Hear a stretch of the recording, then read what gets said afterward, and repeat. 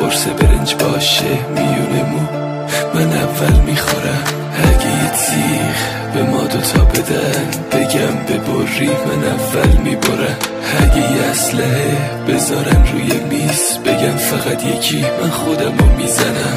اگه بالای یه ارتفاع باشیم من و تو من اول میپرم. اگه بگن یکی باید بره از این شهر من اول میرم. اگه یه روز کنج بیمارستان مریض بشی من قلبمو میدم. اگه توی اتاق دوتایی باشیم بگن هوا کمه نفس نمیکشم. اگه خدا عمرا رو تقسیم بکنه تو جوون بمون من پیر میشم. اگه یه جا دوا بشه سرت وای نسا برو من کتک میخورم. اگه توی صحرا یه لیوان آب باشه